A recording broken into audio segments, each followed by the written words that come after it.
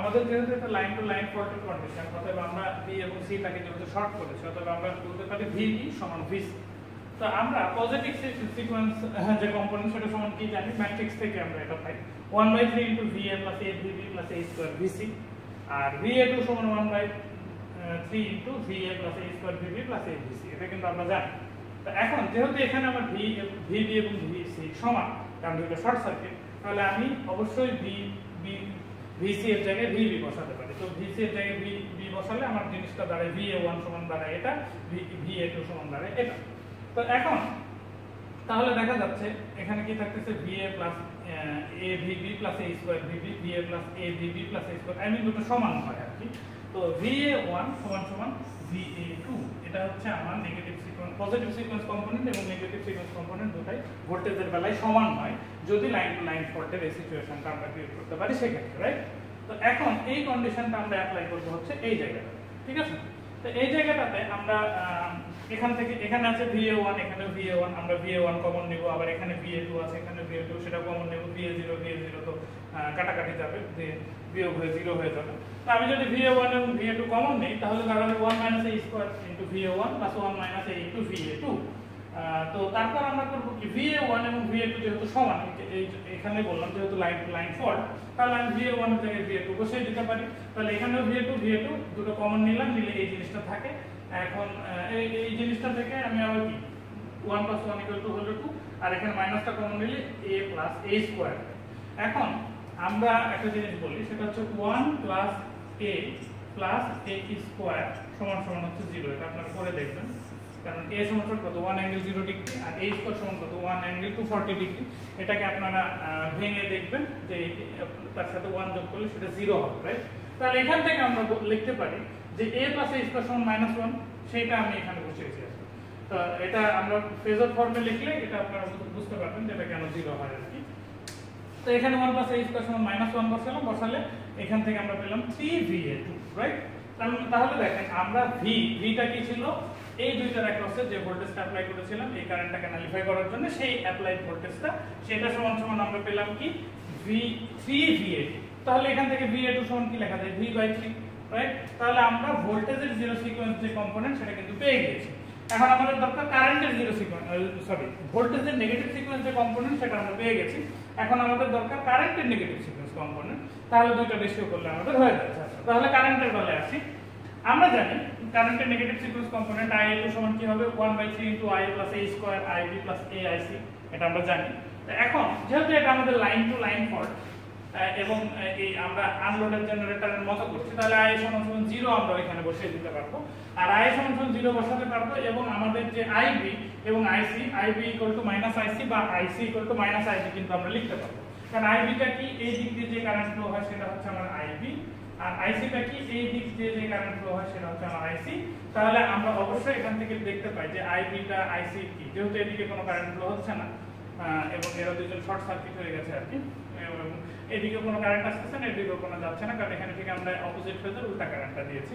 তাহলে আমরা বলতে পারি IB = -IC, line to line ফল্টের কন্ডিশন। তো সেটা আমরা IC থেকে -IB বসিয়ে দিলাম, রাইট? আর Iটাকে 0 করে দিলাম। তাহলে এখান থেকে আমার কি IB কমন যাবে, কমন গেলে a স্কয়ার - a থাকে। এখন a স্কয়ার - কি, a স্কয়ার মানে কি 1 ∠ 240 ডিগ্রি, আর a মানে কি 1 ∠ 120 ডিগ্রি। এটাকে আমরা ভাঙবো, কিভাবে ভাঙবো আমরা জানি, আমরা কি এটাকে ভাঙতে পারি হচ্ছে আপনার কমপ্লেক্স যে কোয়ান্টিটি, কমপ্লেক্স নাম্বার ইন্টারমিডিয়েট আমরা পড়ে আসছি সেই সিস্টেম। সেটা হচ্ছে এটা r θ মোডে আছে, তাহলে cos x + j sin x, এই সিস্টেম আমরা ভাঙতে পারি। তাহলে হলো cos 240 ডিগ্রি + j sin 240, আর এটার আগে মাইনাস আছে এর জন্য পরেরটা হবে কত, cos 120 degree - j sin 120 degree.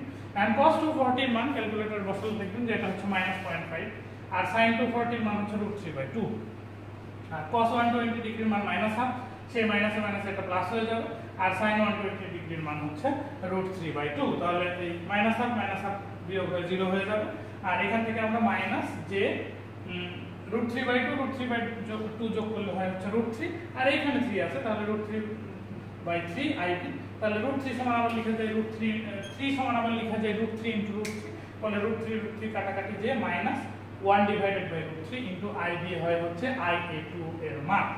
এখন এই মাইনাসটা কি জন্য আসছে, এই মাইনাসটা আসছে হচ্ছে আপনার অ্যাঙ্গেলের জন্য। তো আমরা যদি শুধু ম্যাগনিটিউডের কথা চিন্তা করি, কারণ আমাদের যে ইম্পিডেন্স সেটা তো জাস্ট একটা ম্যাগনিটিউড, তাহলে এই মাইনাসটা আমরা রেশিও করার সময় বাদ দিতে পারি, আমাদের ম্যাগনিটিউডের রেশিও করলে হয়ে যাবে। তো আমরা যদি তাহলে এখন তাহলে VA2 আমরা পেয়ে গেছি, আবার IA2 পেয়ে গেছি, এই দুটো রেশিও করলে আমাদের নেগেটিভ সিকোয়েন্স ইম্পিডেন্সটা বের হয়ে যাবে।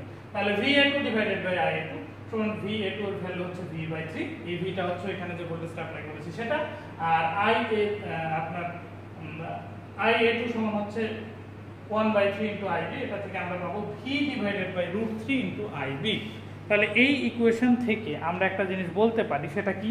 সেটা হচ্ছে আমরা যে ভোল্টেজটা অ্যাপ্লাই করে কারেন্টটাকে নালিফাই করে দিয়েছি, সেই ভোল্টেজটা যদি আমি জানি আর IB কারেন্টটা যদি আমি মাপতে পারি, IB কারেন্টটা কিভাবে মাপবো? অ্যামিটার বসে এই কারেন্টটা যদি মাপতে পারি, তাহলে V ডিভাইডেড বাই √3 IB করলেই আমি নেগেটিভ সিকোয়েন্স ইম্পিডেন্সটা পাবো।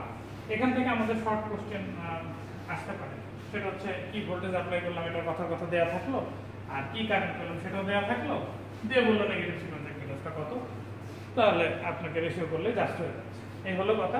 তাহলে এক্সপেরিমেন্টটা সেটআপটা তো বোঝার কথা। তো সেটআপটা হচ্ছে আমাদেরকে যেহেতু ওয়াই কানেক্টেড করতে হবে, তাহলে 4 5 6 এটাকে শর্ট করব, আর হচ্ছে 2 থেকে একটা অ্যামিটার হয়ে তারপর 3 এর সাথে কানেক্ট করে দিব, এবং এই যে 1 আর এই কমন টার্মিনালের মাঝখানে একটা ভ্যারিয়াক আমি সেটআপ করব, সিঙ্গেল ফেজ ভ্যারিয়াক, এটাকে ভ্যারি করব, ভ্যারি করে কারেন্টটাকে জিরো করার চেষ্টা করব। এই হচ্ছে ব্যাপার।